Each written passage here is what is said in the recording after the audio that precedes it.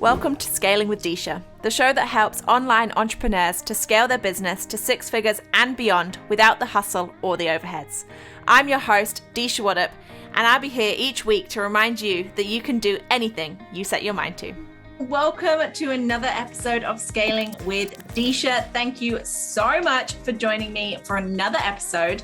I am excited to share with you about offer stacks today. This is a question I get asked often because people assume I have so many offerings and I do so many different things in my business. So I wanted to break it down and talk about when I did different things and how you can do the same, or you can do something different. It's your business and it's your game at the end of the day. Hello, everybody, and make sure that you have clicked the subscribe button. Make sure that if you are loving the podcast that you've left a review, and please leave a review, because reviews are what get us seen and more people can experience the podcast and see more places. So please do hit the subscribe and leave a review button as well. Okay, let's dive straight in. So what is an offer stack? An offer stack is basically a selection of different offers that you can share with your audience.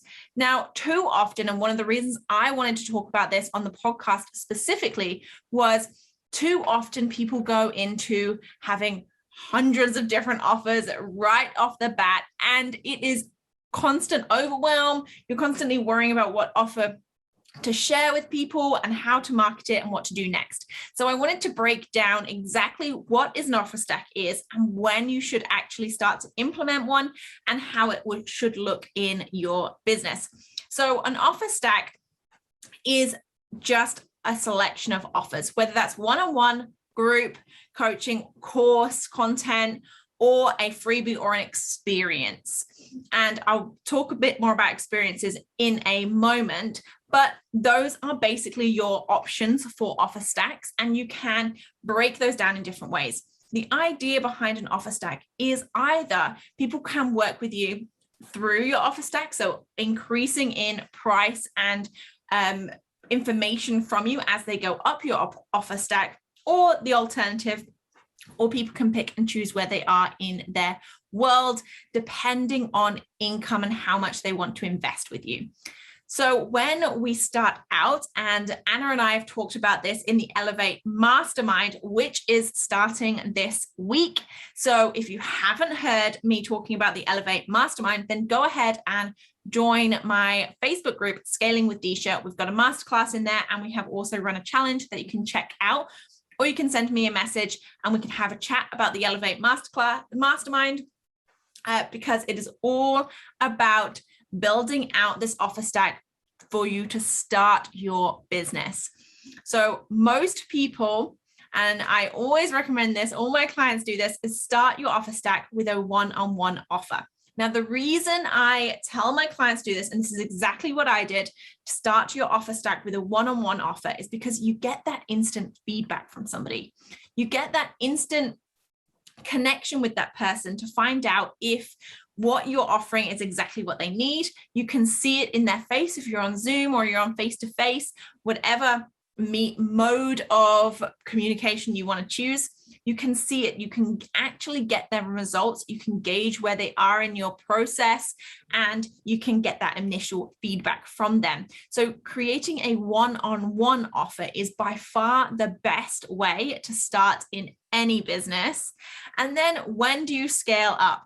So it is completely up to you at the end of the day. But what I recommend is that my clients don't scale up to a complete offer stack until their one-on-one offer is booked out, whatever booked out looks like for you. For me personally, I only take on 7 clients at any one time, because I don't want to be running around like a headless chicken and not have time for marketing and sales and all the other anatomies of running a business. And I want to just focus on the amazing one-on-one clients and give them my dedicated support throughout that process. So I only take 7 one-on-one clients at one time, and that is me booked out. I then have other offers that people can join. And as I scale, I have more time to create those offers because I'm outsourcing things within my business. So when I am talking to people about creating this offer, once you have booked out your one-on-one offer, then it's time to start creating that offer stack. And what should be next? It's again entirely up to you, your business, your rules. What a good method is a group program. Now, group program is something that I don't recommend doing to start with because you have to have an audience. A group program relies on you having a certain number of people within that group for the group program to be a success. If you don't have a certain number of people within that group, then the group program won't be a success. It won't be a group program. It will be a one-on-one program, and you've priced it effectively so that it would be better as a group program for that person as well.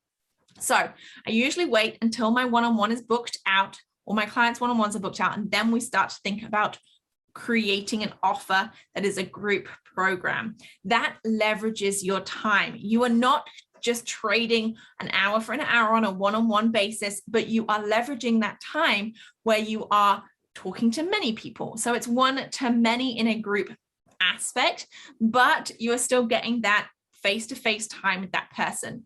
I personally love a group mastermind because you get not only to network with your peers, but you also get to hear and pick up on other people's troubles. Now, the reason I love this is because it makes it feel less lonely. As an entrepreneur, it can be lonely. Let's not beat around the bush. Being an entrepreneur, when you're sat in your spare room in your office and you are talking to a camera all day, then it can get lonely. So having that group of people that you can connect with in a mastermind is really, really powerful, and knowing that other people are going through the same thing. One thing that Anna and I were passionate about when we created the Elevate Mastermind was about creating that sense of community, because we have both been in masterminds where we have felt supported, where we have felt less supported, where it's felt like a big community where you can get to know each other, and where it hasn't felt like that too. So we wanted to make sure that the Elevate Mastermind was a place where people could feel really supported, where they could go through a process together and they could feel connected together.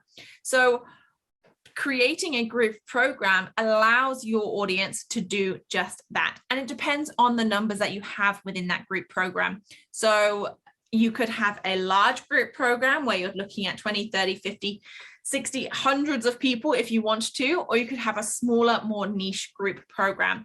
And one thing that I found is I prefer the smaller niche group programs personally, because it gives me more one-on-one time or more access to the coach. If I was going for a larger program with multiple people, then I would have less action time with the coach myself in that group setting. Whereas in a smaller, more unique group of people, you get a much more one-on-one feel. And that is much more powerful for me personally. And again, let me know your experiences. If you're listening, make sure that you join the Scaling with Disha Facebook group and share your takeaways from these podcasts as you listen, because I would absolutely love to hear from you with inside the group. If you are loving them, what your biggest takeaways are, what your biggest wins are, and how we can best serve you with content. I shared a post just last week in the group asking people what they wanted to hear on the podcast so that I can create a podcast that you guys want to listen to. So now you've got your one-on-one in your group offer stack. You have then sold out your one-on-one and you've built your group program. Your group program is going amazingly and you've run it a couple of times and it's going swimmingly. Now is the time to create that course. Now, I know that there are people that jump the gun and create a course straight away. And this has backfired sometimes where they've not sold it, where they've spent months building it, and then it's not been right for the ideal clients. They've gone through it and thought, I don't like this. There are so many varying methods if you create a course first. So this is why I recommend that you do a one-on-one, a group, and then build out your course. So your course can either supplement your group offering or your one-on-one offering, or it can run on its own and get like a self-study program. So a self-study program is brilliant for you to bring in money as you sit back and do nothing. And I worked with a client recently where over the summer she wanted to take the time off. So we built out her offer as a self-study program at a reduced rate, obviously, for people to go through at their own time at a time that suited them. And she made money while she sat on the beach. And she said to me the feeling that she got when she was sat watching the sunrise and she got an email to say that she had made money from the sale was amazing. And that is the power of having a self-study program. But as I've said, you want to make sure it is the third offer in your offer stack. So a one-on-one, a group program, and then a self-study course. Again, the self-study course can complement the group program or the one-on-one, or it can sit along on its own. 3 different styles of offer stacks in there. And then the last 2 I want to talk about are your freebies and your experiences. The freebies and experiences are great to build that know, love, and trust factor in within your audience and are a fantastic thing to build into your offer stack from the start. So these are almost like cement blocks in the foundations of your business and will allow you to build that know, love, and trust factor really, really quickly when you've got freebies that people can download. So with either a landing page in exchange for an email, where they can access some of your brain at a free offer, or an experience. An experience is something like a webinar, a masterclass, a challenge, something that is an experience for your audience. And again, this can look like 100 different ways, depending on your ideal clients and how you want to deliver that. I love masterclasses inside of my Facebook group. I also love challenges. I've run masterclasses and challenges over the last month, promoting the Elevate Mastermind. And if you haven't checked that out, have a look at elevateyourbrand.co.uk. I will include the link below in the show notes. But we have run masterclasses and challenges for that program because it is a great way to build that know, love, and trust factor with people, whether they have been in your circle for a while or they're brand new to your ecosystem, and they're able to really get to know you by seeing you visually on a live and connecting with you deeply that way. So how does that really look as an offer stack? Let's go back to basics here and really discuss this section. So an offer stack would look from a triangle point of view. At the bottom, you would have your freebie. The next step up would be your experiences. And then the top stack would be your one-on-one. Once that is all complete and all running freely, running beautifully, and systematically scaling, you're booking out your one-on-ones, your freebies are working amazingly and attracting your ideal clients, your experiences are selling people into your one-on-ones, and it's all working amazingly, that is when you would sign up for your group program. That is when your group program would come in and you could launch your group program, and that would be underneath your one-on-one program in terms of price. So that is why I'm looking at it like a triangle and the one-on-one is on top. The group program goes underneath in terms of price.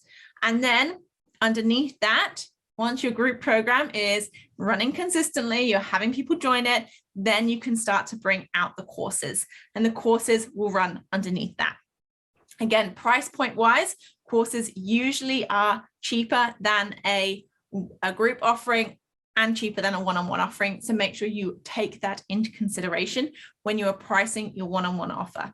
You may be thinking, how am I going to make my courses or my group programs cheaper than my one-on-one offer, especially if you're just starting out? And that is why I say, make sure that you have sold out your one-on-one, because that is when you can increase your pricing on your one-on-one and then reflect it in those other offer stacks down the way as well. I have bombarded you with so much information about offer stacks. So numbers wise, let's talk numbers. Numbers wise, sell out your one-on-one. But, and I always go through this with my clients when we first start working together, what does sold out look like for you? Because you have to remember how much money you want to make, how much time you want to work on your business, and what that looks like in your lifestyle day to day. Because there are so many other things going on in your business that need to be done besides delivery. The delivery is such a small part of being an entrepreneur, and all the other marketing, sales, admin, finance, everything else, HR that we have to do within our business. Delivery is such a small part. So what does sold out look like to you? And how do you know when you've reached it? Because often we, as entrepreneurs, I've come across it so many times where people have said, I'll just have all of the clients. I can take on so many clients. And then that is telling the universe that you don't have a breaking point. And we want to make sure that you are setting your business up for success from the start. So make sure you know what those numbers are for you and how much time you're spending on delivery, how much time you're spending on marketing, how much time you're spending on admin, how much time you're spending on finance and HR and leadership and personal development, because those are all things that have to come into running a business. So make sure that you know your numbers. Once you've sold out your one-on-one, build your group program. And again, get clear on what type of group program you want to run. If you've never been part of a group program or a mastermind, perhaps now is a good time to do that. Because if you cannot sell something that you have never experienced because you don't know the pros and cons of doing that. I've been in many groups and masterminds at this point.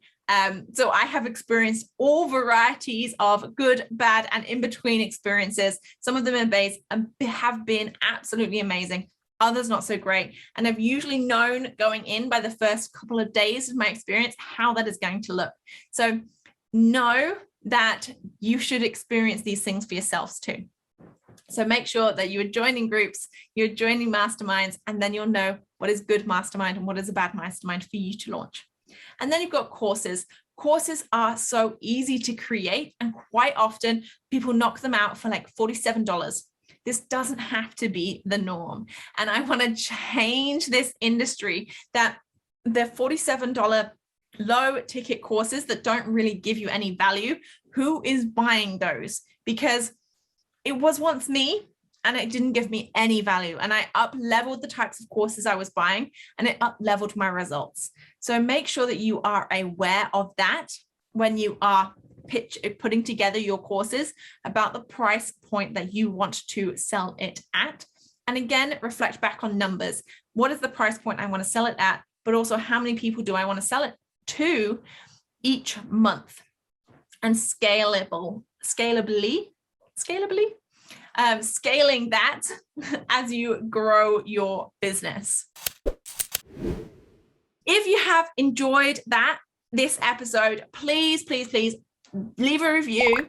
I want to make sure that I am hearing from you guys. I want to make sure that you are loving this content, and go ahead and share in the Scaling with Disha Facebook group what your offer stack is, if you have it already, and if you don't, what is it going to look like? And let me know your numbers. Share in the group. I do allow promotion inside of the Facebook group, so go ahead and share in the group what your offer stack looks like and what your numbers are. If you haven't heard of the Elevate Mastermind yet, I will drop the link below for you to go ahead and check it out. We are building such an amazing community around the Elevate Mastermind, where we are helping entrepreneurs to build offers that sell and are scalable to 10K months within the next 6 months.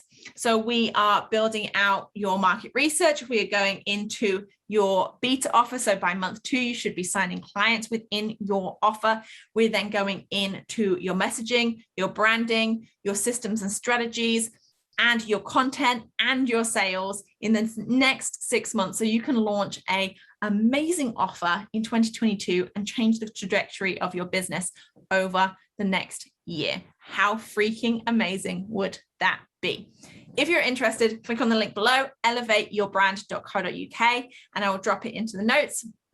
And please, if you leave a review, hit subscribe, and next week we'll be back with another episode of Scaling with Disha, and we'll be talking to Ashley DeLuca, who is an amazing email strategist who works with my one-on-one clients as well. because she is so freaking amazing that she has some bombs to drop and her knowledge is out of this world. So do join us next week for another episode of Scaling with Disha. Have a beautiful day.